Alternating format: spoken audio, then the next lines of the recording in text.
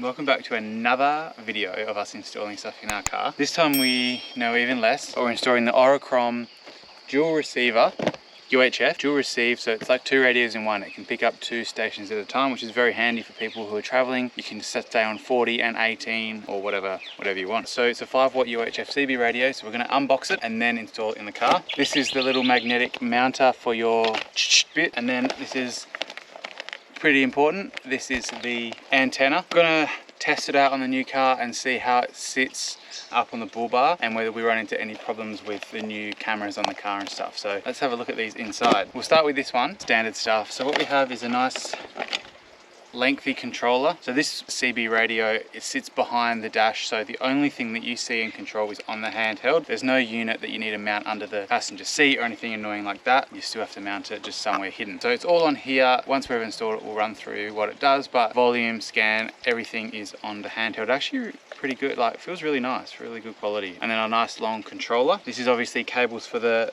unit. Must be a sticky fuse bits. I don't know what these bits are. Here's the actual radio itself, the brains behind it. Very straightforward. Obviously just got one hole for the handpiece to fit into. You got your mounting points and then your antenna and power. So very straightforward. We're probably going to try and find a space here behind the dash, maybe under passenger footwell, somewhere around there to put this, and then hopefully be able to run the handpiece into a good spot. The magnetic controller, so like it says, it comes with this standard microphone mount, but this one is a little bit better. It's a lot easier to quickly let go, and after you're talking you just place it down. That's the magnet bit.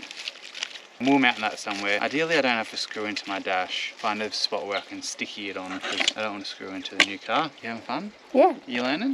Good. So the antenna, this is probably the funnest bit to install because it's the bit that looks good. This is let me tell you, a 3 dBi UHF antenna. It's detachable, so it's actually really light, which is good. It's fiberglass and it has a heavy duty barrel base, whip base. Looks good, very aesthetically nice to sit on the front of your bull bar. Like I said, we'll see how it goes with the emergency braking and everything on these new vehicles, but I've always had the skinny antennas. It's always unscrewed and fallen off, so this will be nice to lost it like 5 times. Yes, hopefully we don't lose this one, but it's got a little tiny screw there, so once you've screwed it on you can tighten that up and it won't come loose, so that'll look cool. The base, super long cord, obviously, to run through the engine bay, up past the firewall and then into your dash somewhere. Pretty straightforward with our car. Under here is where you screw this on. Looks nice and shiny. And then under there is your bolt, which you'll obviously place over and run up, which will sit on your bull bar mount or wherever you choose to mount them. So I'm going to do a bit of looking now and seeing where the best place will be to mount this little sucker. That's probably the most important thing. Then we're going to run cables, mount the microphone mount, run that cable, mount this, run this cable, and Bob's your auntie. This is your power cord that comes with it. Very straightforward. Comes with a little plug. You actually just have to push this white thing on, plugs straight in, goes into your UHF unit. Then you have black and red. Now it's important to not, for us, we're not going to run this straight to our battery, because if we forget to turn the UHF off, it's obviously draining your car battery. So we've found an ignition or accessory wire under the footwell of the passenger seat. So that's where we're going to run this, and I've also found a ground under there as well. So that's where that's going to sit. So we're only really going to have power to the UHF while the ignition is on. Saves dead batteries down the track. So that's where this is going to plug into. I think I found a spot. I just need to know if it'll fit with the unit. If it fits, it'll be a win. I'm going to be able to see it.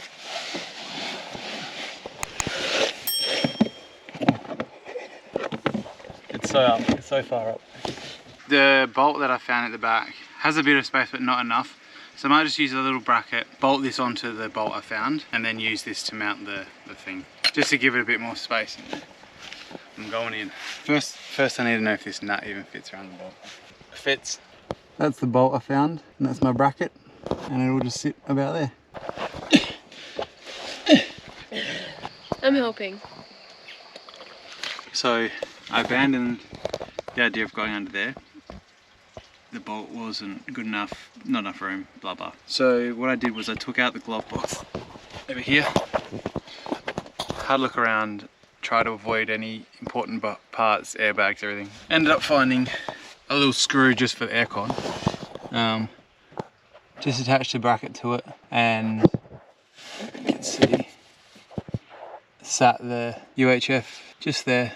Now it's probably a little bit exposed if you're looking down here at foot level, but I guess it does mean that if we need to ever get to it, pull something apart or whatever, it is a bit easier. Solid under there, and all the wires will be cable tied out of the way. So pretty happy with that spot. So let's get wire attaching. My cameraman's gone, so it's awkward mounting things. But anyway, we're going to feed this from in under the driver's footwell to the unit, which luckily is only just across the way. So it's really just feeding it through there. And it should come out here. And I mean, you can mount like the little switch size inputs, but this is so close, we don't have any reason to take the handpiece out, so I'm just going to mount it straight into the unit.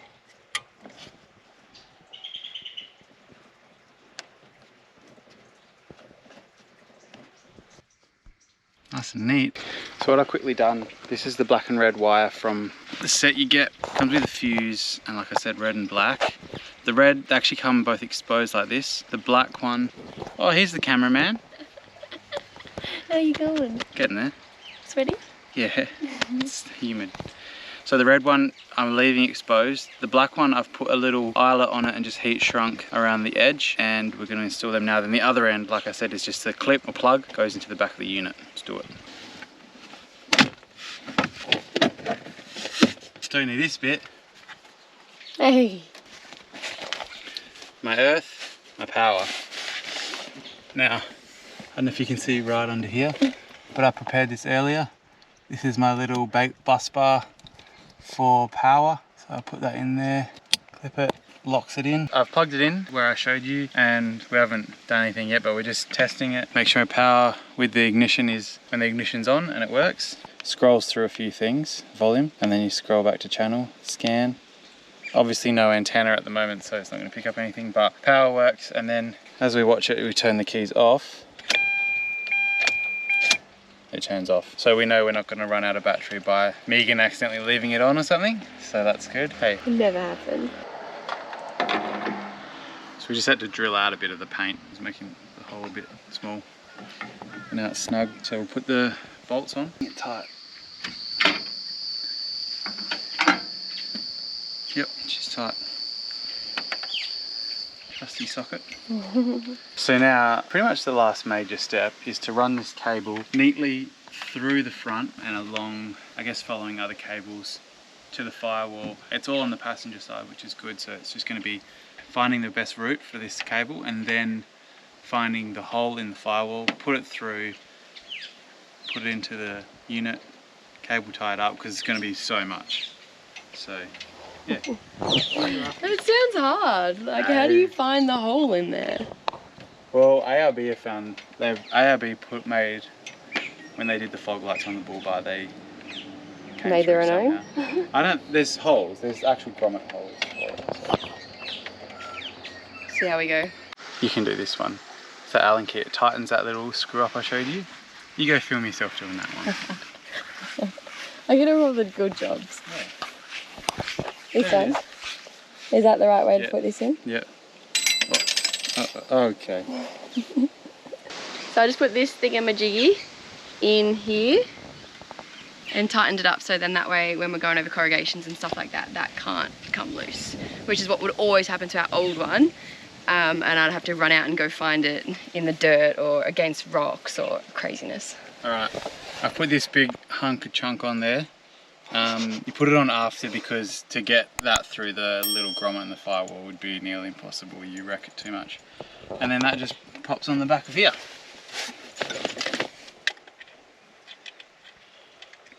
Well, we should. There we go. And now we've got lots of loose cables, but we're just going to cable tie them up. Why is it screwing on? There we go. We're nearly done.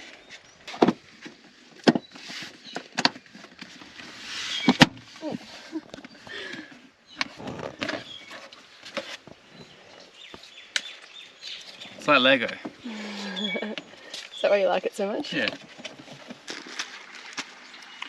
Oakley dokley. We're at the point where we're just mounting the mic mount where the mic gets mounted. We put this on the back of the handpiece, and then it goes, and then this goes on the car, and then boom. Oh shit, that's pretty strong. It's good magnets. Joss never reads the instructions. Instructions are for People that like to do it right the first time. Instructions are for people who don't know what they're doing, and that ain't me, mate. So this goes on there, just tightens it on. Not too tight because it'll break. And when you have that on there, can you easily grab that when you're driving? Nana. We got one eastbound. Why are you American? They use radios like that. 10-9. 5-0. Alright, here we go, sticking it on. Now you're going back. Why don't you take that off? Not a bad call. So it goes up that way, and I think we want it about there. Oh, it's a bit off. There we go.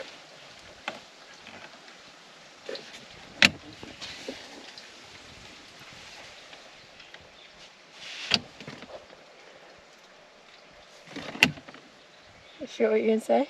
No, I was just tricking. And Happy? then the best part of it all is that I have my own radio as well. No. Oh yeah, that is pretty cool. So when we're reversing, Megan can you are in charge of this being charged. Yep. Okay? Yep. No, the best part of it all is doing this. Oh, why don't you leave that on? Why? Keep it protected. No. You can't now because you put dust on it. I got mine set. I'm going to see if it works. Here's the test. Can you get me a beer out of the freezer? Freezer? Yeah, I wanted them. You gotta wait till I stop talking before you start talking, mate. Now? And you gotta hold it down for a bit, then talk, then let go. The horses want a pat. Okay. Is it clear for you? Super clear. So I just went for a little drive. The aerial at the front is absolutely no dramas with the, I guess, what they call the cameras in these new cars. So it's in this car, and for our experience, it's completely fine. I assume that the camera recognizes it's either an aerial or it's too close already, so it's probably something on the car. Just having to play around with this. Well, I think we've put it in a pretty good spot. It extends as far as you ever need it, but it also doesn't like get in the way, which was a big thing, having the cords in the way. So just had a quick play around with it. Scan works really well.